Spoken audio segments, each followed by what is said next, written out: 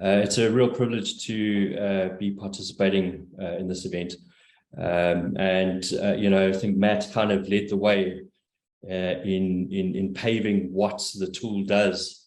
And I think far too often as a developer and as a head of a department, we hear how fantastic these tools are, and it's blah blah blah blah blah, but it's really been fundamental to PIMMS in laying a foundation moving forward. So what we will do is I've prepared a presentation, and throughout that we'll kind of explore how we got from the initial design of this particular product and the processes we went through to, I think that's not showing, the process we went through to actually evolve this product into something that can go to market. And that was the utilization of the entire tool. So as Thomas kind of led the way there, what we will be kind of focusing on is a real example of how the group had identified in the early stages that we needed a tool that would facilitate multiple brands and multiple products across different sectors that would need to go through a development cycle and would need to be sustained throughout the entire product development life cycle. So I think, let me move on. We heard Matt speak quite a bit about workflows and how those workflows would go through the NPD process and integrate it into manufacture. And I hope that we would be able to kind of demonstrate how we put that to the test. We looked at how we could integrate our predefined phased approach to product development and what that meant for the group across multiple portfolios. So I think I'll get into the overview here. The background, I'll kind of delve into that shortly. And what was our need for integration? And what was driving that need?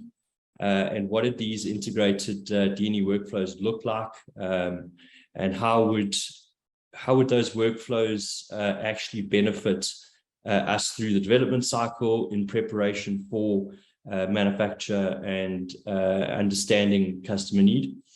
So we'll get into a little bit on the product development. We'll show you some real case examples of some of the challenges the D&E team experienced and how we were able to lean on the Fusion 360 platform and the various modules to better understand our designs, to qualify them digitally, and to draw insights from that into real life.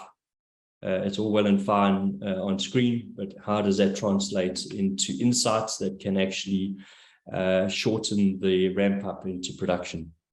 And then what was important to us as a group was how do we continue to take ownership of our products and manage them throughout the life cycle, the product life cycle, and what that would look like, and what tool could we rely on to maintain an ongoing sustainable improvement process. I have allowed for a little bit of Q&A. I'm not too sure how that would happen, but I'll kind of leave that to the hosts. So a little bit of background around PIMMS. PIMMS is a group of companies, and primarily in that group of companies, we have 5 brands. Those 5 brands we'll kind of touch on a little bit. But as a whole, it was founded by our CEO, Stephen Stanley, who is a futurist of note. We are really privileged to have Stephen drive this organization on an ongoing basis. He provides us with these wonderful opportunities to explore and to innovate and and to really kind of push the boundaries on product development and to grow these products. He gives us the freedom and the tools. We have a really cool equipped facility based in Johannesburg, and we have a multiple industry team, which is a combination of industrial designers. We have mech eng guys, we have process engineers, and we have product development managers and portfolio managers that hone in and focus on the portfolios throughout the product lifecycle.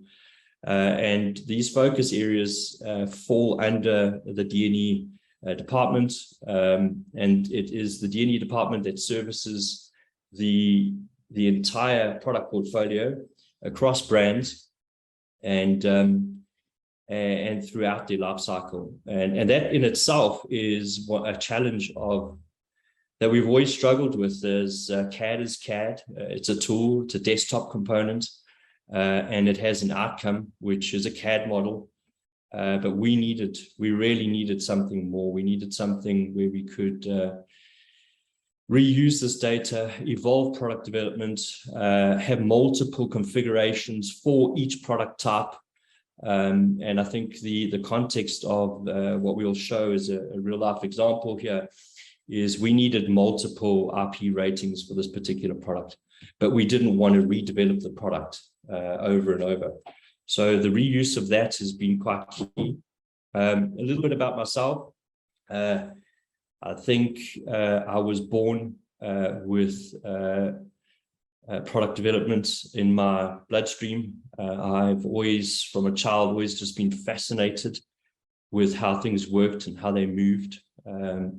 Although in my earlier career, I started off as a process engineer and moved out into our family business, which was more geared towards venture capital and property development, and soon realized I wasn't being true to myself, and I returned to product development. In that process, I had the privilege of working across the globe and got into a lot of robotic development, automated assembly lines across Germany, Austria, Linz, and in South Africa. So I've been really blessed to have all of this exposure.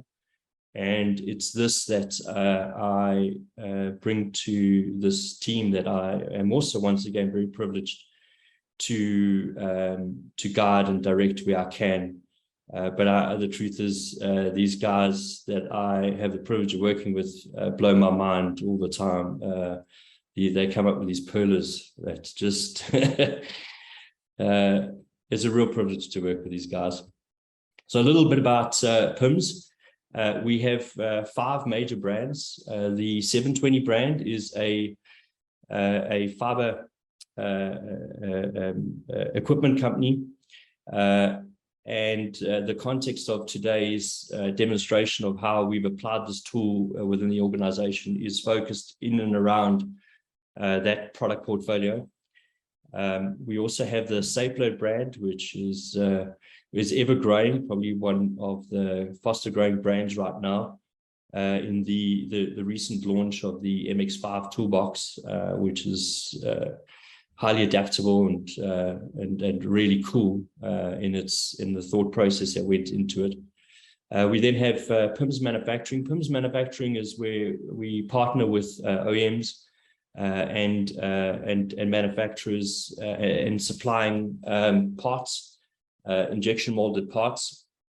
PALChem is our filtration product range, and then we have Medina, which is our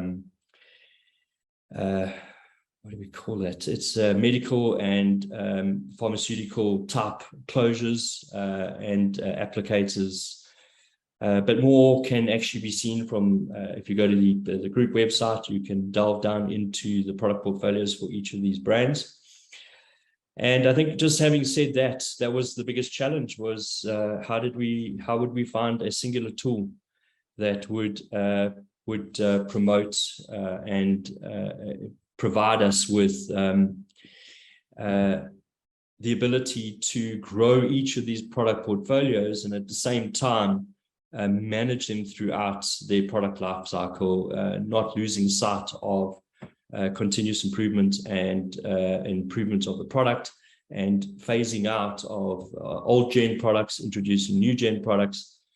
And prior to committing to Autodesk to walk this path with them, we investigated many other tools that offered similar functionality, but limited in its connectedness. And I think that was what really drew us in, was how could we have one tool that could function across the entire business? And it was in that we realized we needed a holistic approach to integrate into the organization. So the need for integration is we have 4 major workflows. Each of these workflows draw on resources from within the design and engineering department at PIMMS across multiple brands. And each of these workflows, the MPD workflow being the new product development workflow, we will focus a little more on that because that's the product introduction process as we grow our product portfolio. Less would we focus in this presentation on the other 2, the last 2, which is the MPO, the new product introduction. That typically is through the introduction of our partnerships with OEMs to manufacture some of their parts. The PLR process is more the research and development process for us to really understand the nature of what the market requires, what the potential product could be, and the driving forces behind that product. What is the cost implication? What is the capital investment required? And how do we tackle this thing, and is it worth tackling? So that research also happens within this department.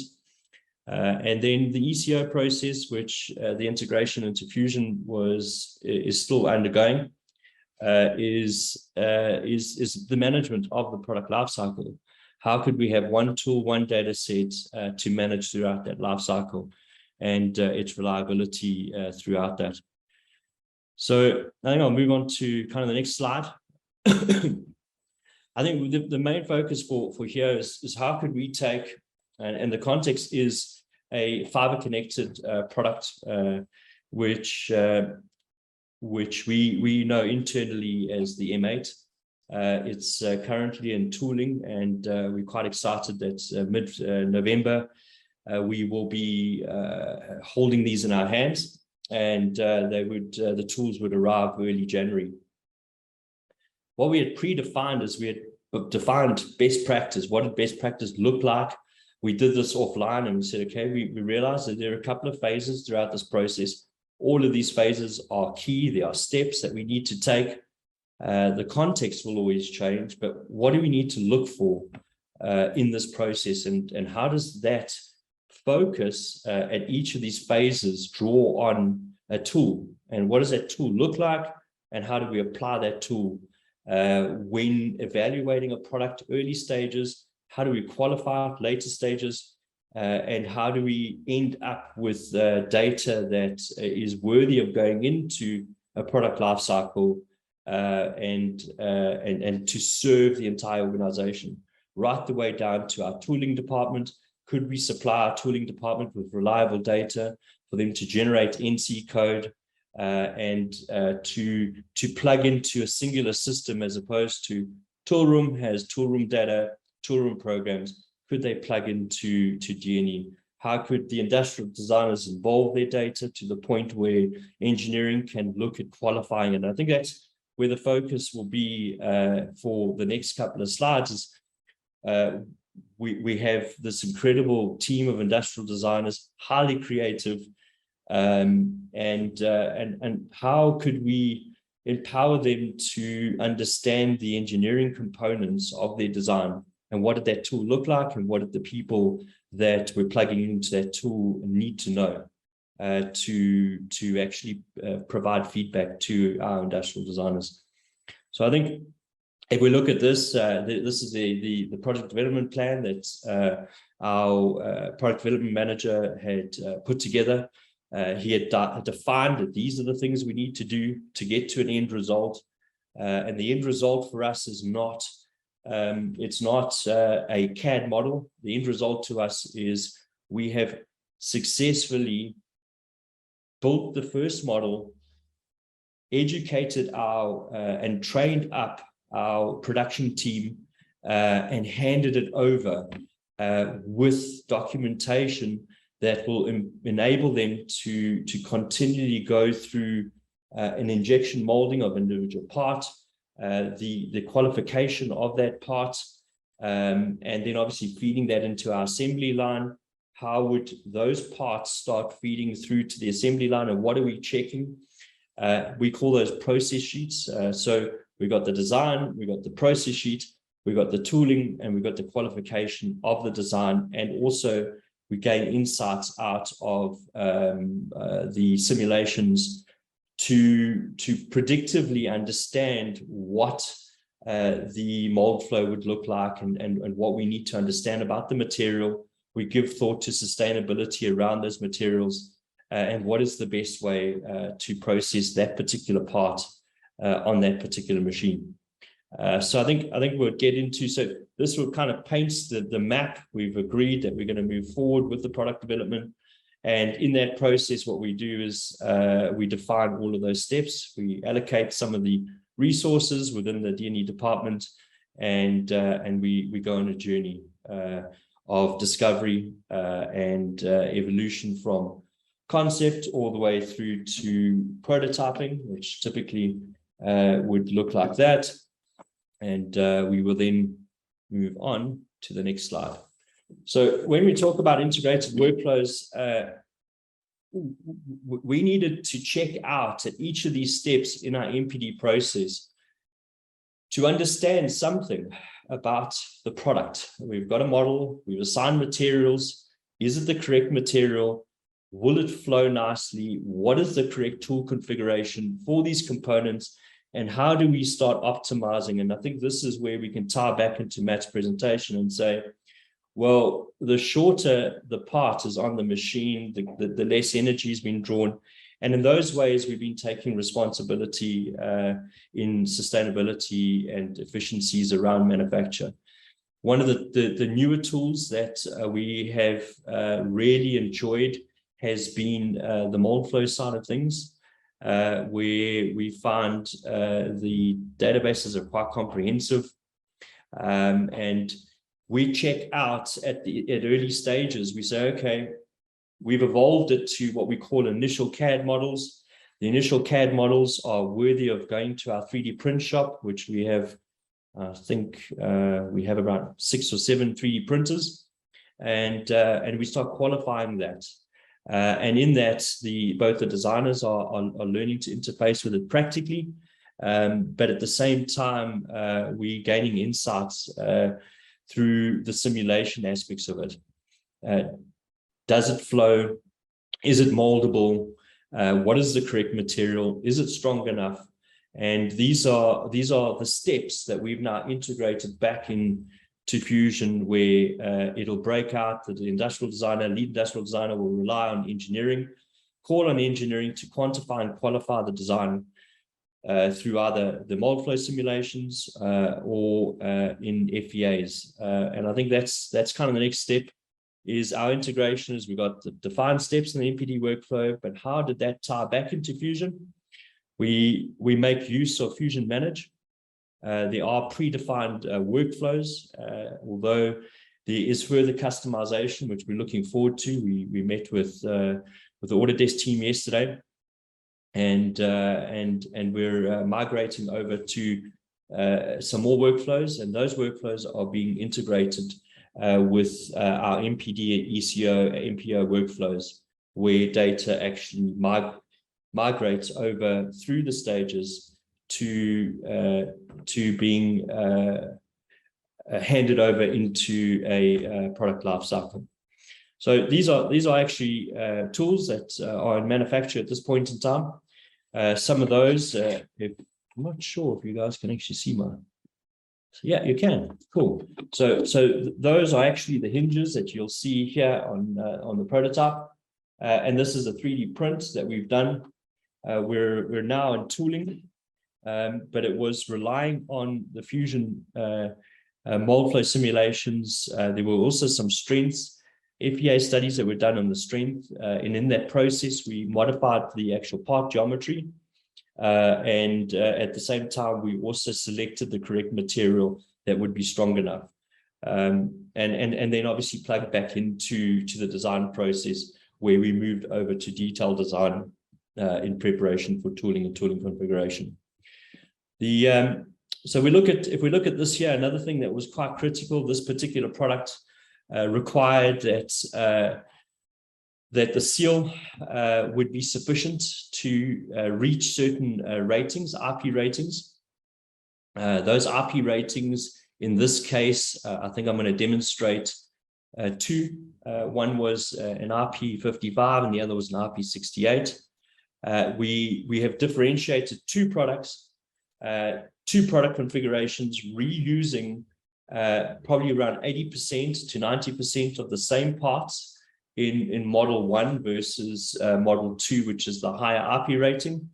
And in that process, we needed to understand whether our geometry would actually seal multiple cable diameters. So the brand in itself had identified that there was a market. They had quantified and qualified what that market was, and the development became worthy of the investment from the group. And we went down the process. And in the early stages, as the ID team started coming up with geometry, we started plugging out, and we had the engineering team plug into Fusion. And in plug into Fusion, they were able to take the geometry, quantify and qualify by applying materials, various types of materials, and their shore hardnesses, etc., to create a seal around the cable, the exit and the entry cables. And in this process, we were able to get to a point where we got that fuzzy feeling like we're going the right way here. And I think that was the first time that I started to really feel satisfied with the decision that was made to partner with Fusion and the Autodesk Group for a tool that would support the ongoing growth of the product portfolios across all the brands for the group. It was the first real fuzzy feeling. I was like, it got to the point where I could see the benefits more so over and above the molding, where we had a tool that was going to demystify some of the unknowns. And in doing this, the engineering team were able to take the base geometry to come up with a technology which is now secured through the group as IP. And we were able to qualify it in a simulation sense before we started expending any cash resources on the likes of expensive prototype tools. And if we have a look here, this particular simulation takes into account multiple diameters. I'll just play this off here. And what our engineering team was able to do here was to simulate the hard substrate and the seal material and its shore hardness to produce a result once the closure was closed. So we have a look here. How we applied that was we simulated this through FEA. We created all the fixed points, and the result of that demonstrated to us that we weren't taking away from the cable functionality. We weren't damaging it in any way, but at the same time, across multiple lengths, the geometry would then seal over the cable. And this was in the probably concurrently happening with the ID team. Engineering were qualifying it, and this is the collaborative environment that we really got to appreciate, and we are continually appreciating in the quantification and qualification of designs. So I think with that, I'm going to move kind of on to the next slide.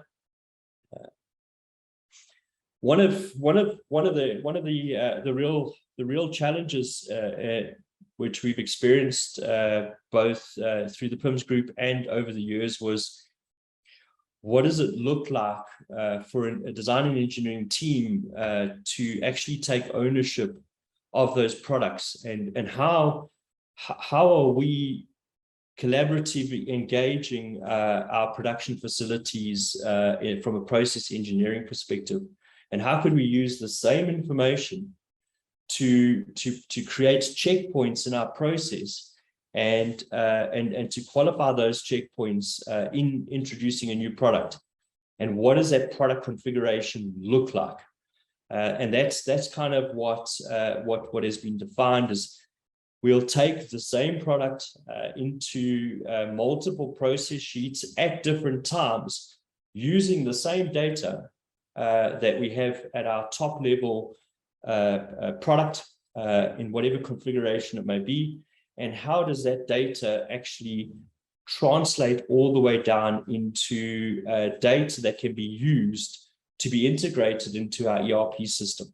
And the reuse of that data, what we're looking at here is our ECO system, or our ECO process, which is now being integrated into Fusion.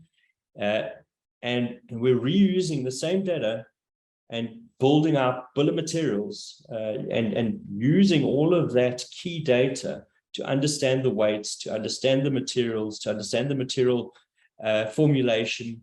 That data is provided in a process sheet for our production team to keep record of, and our quality team to actually use as a tool at our quality checkpoints. And this is still only recently, with one of our new products being released, and there are a number of bugs, and I think it is just, we have as a team been the bugs are within the team. We have been working at a rapid pace, learning at a rapid pace, still continuing with ongoing business and development, and at the same time incorporating a new tool. There's been no pause for us. So, and I'm really proud of the team and their commitment to bringing these things forward and integrating these tools. And I think as a result of this, we're starting to see massive growth across the business and as individuals, and as these teams are starting really engage the tool. So we're still in what we would say the early stages of implementation. We do see the benefits. I just want to see what, I might have done this a lot quicker than I was meant to. And I think that's a practical application for us of applying this tool and actually understanding what it is we're developing, drawing out those insights, understanding the cycle times in through the mold flows on our machines to actually predictively understand the economics behind the pricing model. So I think with that, I'm going to move on to the next slide. That is where we as a team at PIMMS would like to thank everyone for this opportunity, and we hope that our practical application of the tool was demonstrated and what its capabilities are. And I'd just like to thank everyone who joined, and the team at World Skills and Autodesk and Knowledge Point for inviting us. It was a great privilege to be here. My name is Ryan Vessey at PIMMS Group. Thank you for having us.